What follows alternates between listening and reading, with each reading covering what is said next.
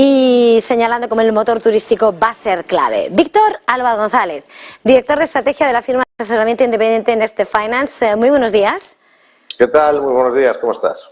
Bueno, fresco, recién salidos del horno esas previsiones de la Comisión Europea para el bloque comunitario, y quería preguntarle primero una valoración general, esa previsión que ha hecho a nivel general sobre ese crecimiento, como eleva la previsión, se rebaja la de la inflación y sobre todo no contempla ni esa recesión técnica. ¿Cómo ves esos datos? Bueno, lo más importante en todos los mercados actualmente, ya sea el norteamericano, ya sea el europeo, es la inflación. La inflación es lo que ha hecho que cayeran en 2022 y la expectativa, bueno, la reducción de esa inflación al final del año pasado y la expectativa de que pueda seguir reduciéndose es lo que está marcando y generando la recuperación. Por eso siempre hemos insistido, tanto el año pasado a la baja como ahora al alza, que la clave está totalmente en la inflación. Ese es el dato que mueve los mercados, porque la inflación es la que mueve a los bancos centrales. En este sentido, es bueno que haya una previsión, teniendo en cuenta, y esto hay que cogerlo todo con pinzas, porque la Comisión Europea no le suele salir muy bien las previsiones, es decir, pasa como al Fondo Monetario Internacional.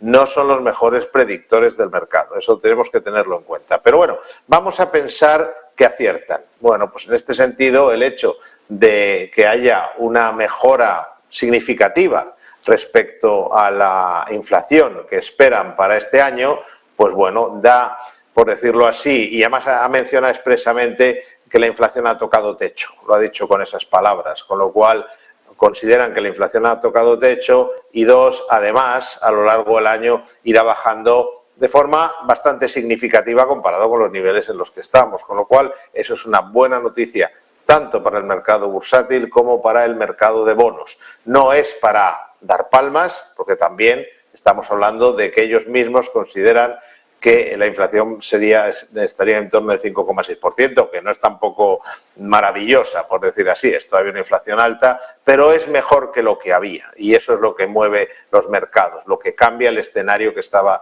previsto.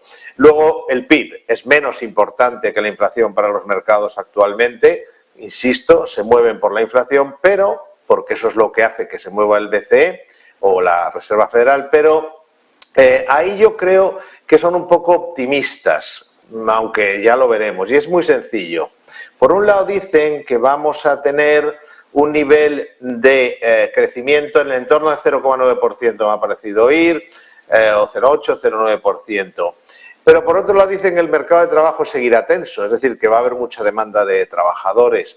Y yo me pregunto, económicamente, ¿cómo casa que tengas un crecimiento del 0,8%, o sea, del 0, y estés creando empleo? Normalmente para crear empleo el crecimiento tiene que estar en el entorno, para empezar a crear empleo, tiene que estar en el entorno del 2%. Por lo tanto, ahí yo creo que han sido un poco optimistas, veremos por dónde sale. A lo mejor se refieren al empleo público, porque tengamos en cuenta, y probablemente sea eso a lo que se refiera, porque en la Unión Europea y especialmente en España, es un poco el paradigma de esta situación, lo que se crea es sobre todo empleo público, no empleo privado. O sea, por la vía del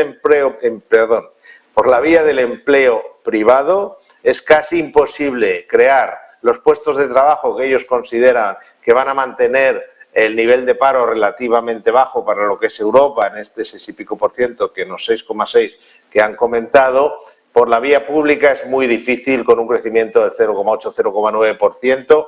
Tendrá que ser que ellos, bueno, pues piensan contratar mucha gente a través del sector público. Y eso yo creo que serían los dos aspectos más llamativos, en mi opinión, de esta presentación.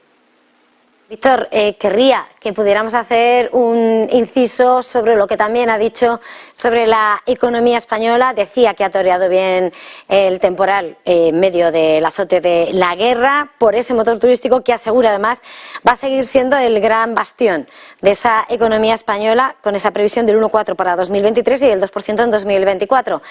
Mirando a este territorio, a la economía nacional, ¿cómo lo ves? Bueno, esto... Al final los políticos nos cuentan muchas cosas y al final lo que nos salva es el turismo. Seguimos salvándonos porque tenemos sol y playa. Y esto es la realidad económica. Y en esta ocasión, y esto lo hemos dicho mucho desde Next Step, hemos insistido muchísimo a la hora de recomendar inversiones sectoriales, por ejemplo, tener en cuenta, y esto ya viene desde atrás, que una de las consecuencias que lo estamos viendo en Estados Unidos, lo estamos viendo en Europa, lo estamos viendo en el mundo entero, una de las consecuencias de la pandemia, de la salida de la pandemia o de la pandemia y de los confinamientos, es que la gente ha salido con muchas ganas de vivir. Y entonces eso implica gastar en viajes, gastar en restaurantes, gastar en ocio.